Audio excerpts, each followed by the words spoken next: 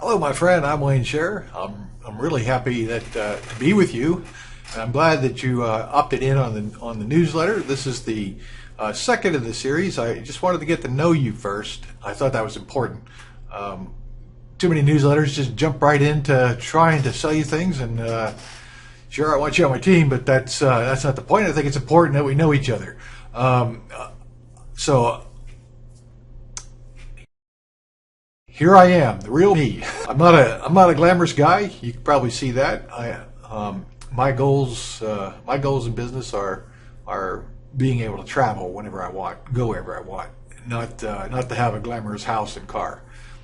And the point of telling you that is, your goals for your business and your life should be what they want. So I want you to understand that's the framework where how I work with folks. Okay, so yes, I'm Wayne Scherer, and I have a background of really I came from a family of no money, and I worked my way into college by getting scholarships, and went to Tulane University in New Orleans, Louisiana. And I never would have been able to go. That's a very expensive school, but I never would have been there had I not been able to get a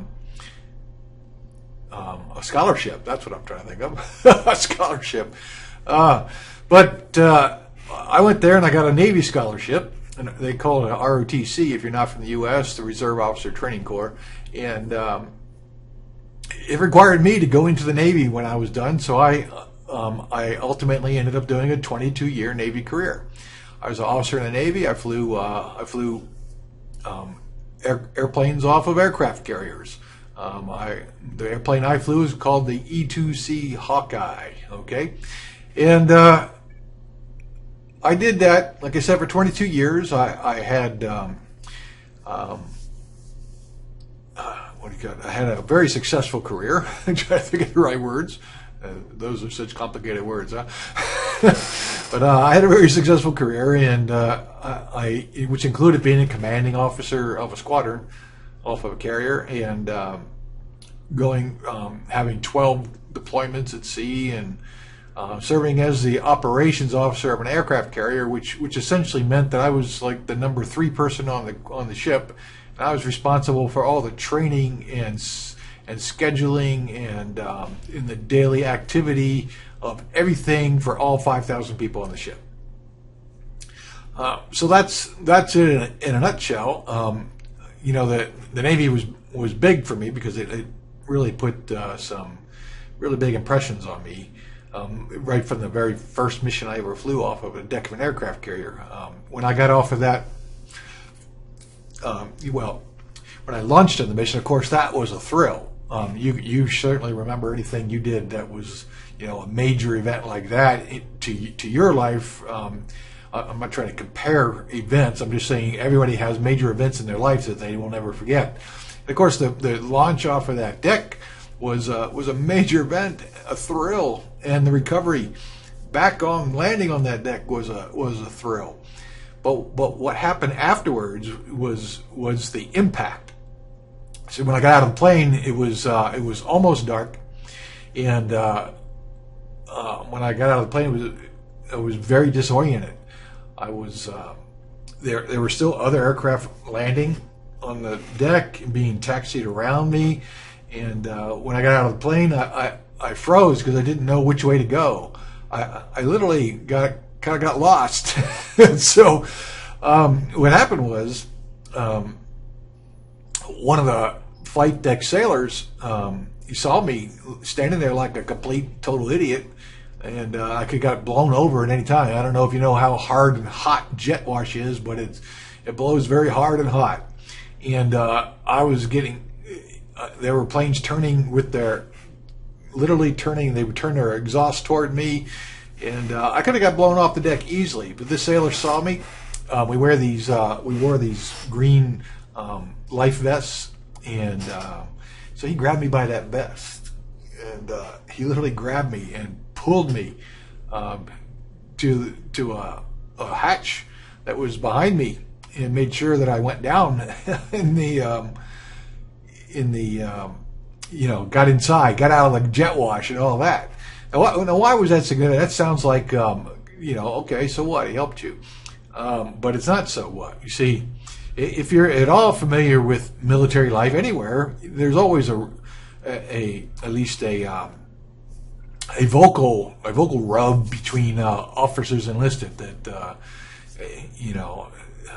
whether it's real or not is that doesn't matter, but the talk always exists. And but that sailor, see, despite the fact he didn't even know me, and that he was an officer, he had something he could do to help me, and he did it. And for all I know, he could have saved my life. I don't know that because I got off the deck, so I can't say that he did or didn't.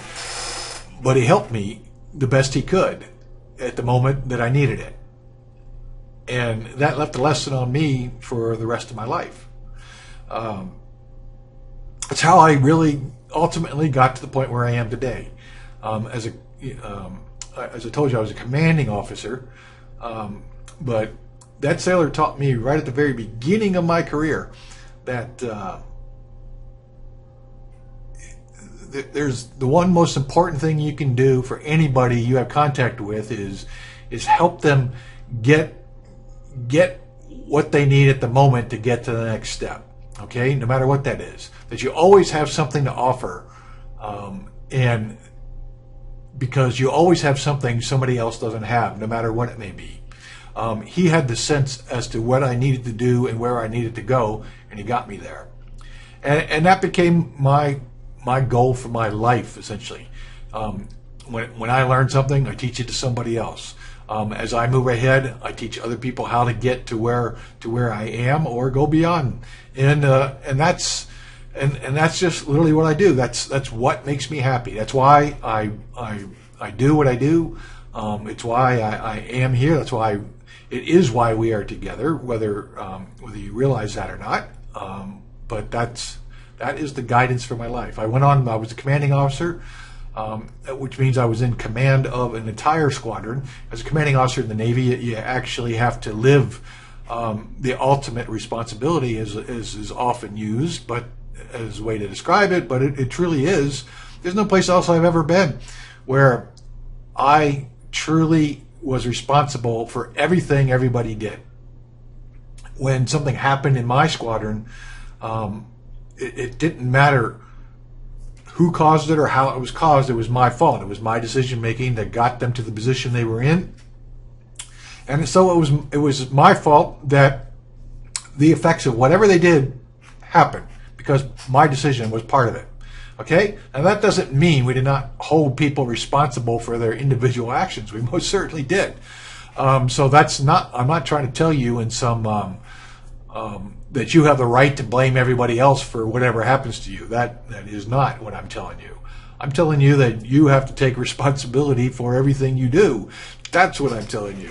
And because I've lived that, and it is what made me successful, accepting that responsibility. So I wanted to share that with you because it is key to anybody succeeding. It doesn't have to be to the level of the Navy, but it certainly is key that you understand that you have a part in everything that happens to you, no matter what you think. No matter what you think right now, even if you disagree with me. I'll tell you you're wrong, because I'm also very direct.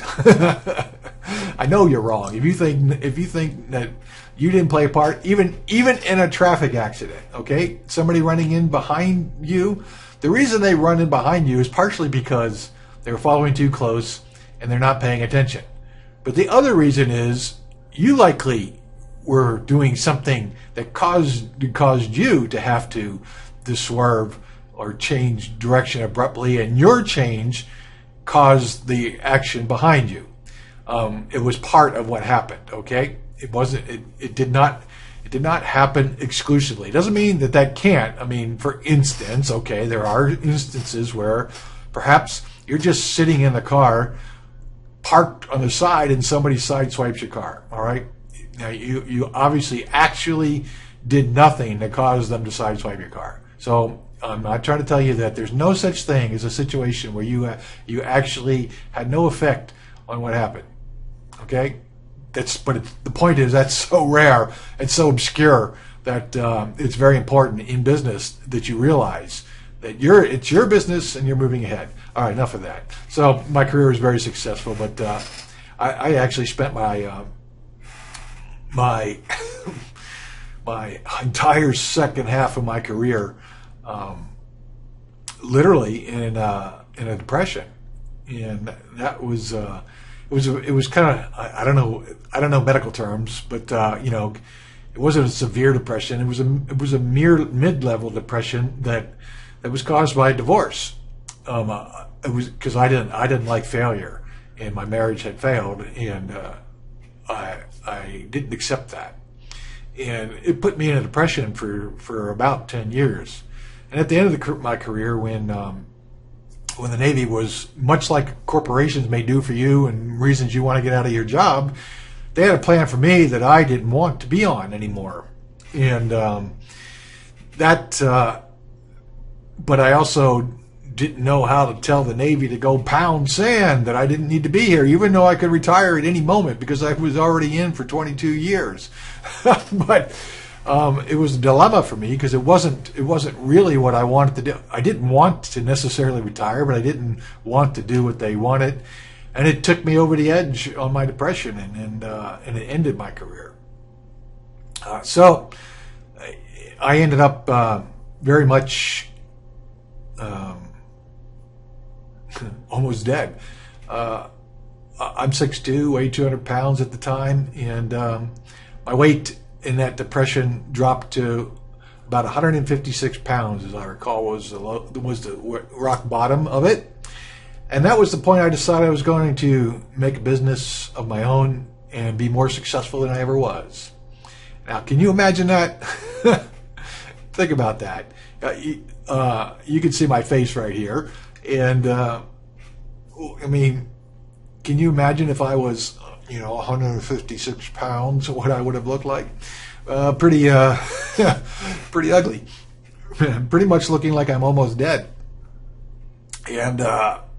And you would have said that there's no way you're going to make a business on your own and be more successful than you ever were. But that was exactly the mission I set out on, and that's how I'm here today. So, originally I was going to do real estate, and I found, I started with, I literally, after that depression, I lost everything I had: no money, no house, no cars, no clothes. I had left was when I started over again, was a suitcase, and a box. And I had written a plan because at the bottom of that depression, when I started to work my way out, I started writing the plan for a business. The plan was originally for a real estate business, but I miscalculated on how much it would cost to be able to market and find leads, and it didn't work for me. I did actually get 7 contracts, all of which got pulled out from under me. So, and that's ultimately what led me to creating a traffic agency. So I've created one successful business online now. I actually created an SEO and traffic generation and PPC, paid per click traffic agency where I run those campaigns for people. I don't do it myself anymore. I've outsourced all of that. So I have a team of people that do all that. They do web design, pay per click marketing, SEO, local SEO. They build social media strategies and sites for people. They build out your social media presence. They do all of that. So that's the business that I built first. And now I decided I wanted to build an affiliate marketing team. So that's the next mission I'm on. So as I make this video, which it depends on when you're watching it, it may be far beyond that when you see it. But as I make this video, I'm just starting that campaign to build an affiliate marketing team, and it's working quite well. In my first few weeks of doing this, I made $300 and some odd. I don't remember exactly, but it was almost $400 in just the first 3 weeks, doing very, very little. So I decided I would start scaling that up and start helping more people do exactly the same thing. So that's exactly what I'm doing now. So that's me in a nutshell. That's how I got here. That's what I'm doing. There's really nothing in life that it makes me more happy than helping other people do the same thing I'm doing, which is why I chose affiliate marketing and network marketing or multi-level marketing, which they're all the same thing. Do that because this type of affiliate marketing enables me to train you, and we make money together and not have to charge you a bunch of coaching fees and stuff like that. And it also gives us equal standing. You can easily make more money than me at any time. That's the nature of multi-level marketing. And there were several opportunities I could combine that would not require me or any affiliates working with me to spend extra money to do them both, and it would double our income. And they're both 100% commission. So that's how I ended up doing this. And now I'm building a team. I'm hoping you'll join that team. But no matter what, as you saw in the welcome video, that there's going to be a lot for you on my newsletter, whether you join my team or not, and stuff that most network marketers are never going to offer you, and I know that. I'm going to talk to you about a lot of the things that you would be talked about, but there's one thing you will not get from probably 95 to 98% of them, and that's the level of help and assistance and direct training that I'm going to give you. And they probably aren't offering you a way to get 100% commissions because most products don't have that, and they're much more difficult to work. And most products require you to buy auto ships and stuff like that. Yes, you do have to use these products, but no, it's not going to break your bank and make you have a house full of goods that you probably don't want. Not that you don't like their product, but you probably don't need as much as you're going to end up with, and that's not going to happen if you're working on my team. Plus, you get a whole lot more training than just the newsletter. Okay, the newsletter is going to have a lot, but there'll be a lot more training. So, anyhow, regardless of your decision, I hope that you'll let me help you build your business. That's what I want to do. That's what really absolutely, it's my absolute passion in life is it's what I've been doing for all my life. I've been a coach and a mentor and a leader. I'm a professional coach, mentor, and leader. Been doing that all my life. I love getting people to my level and taking them beyond. I love when they accelerate past me. I love to see you succeed. So that's what I'm really hoping for you, and I want the best for you. So I look forward to working with you, and talk to you soon.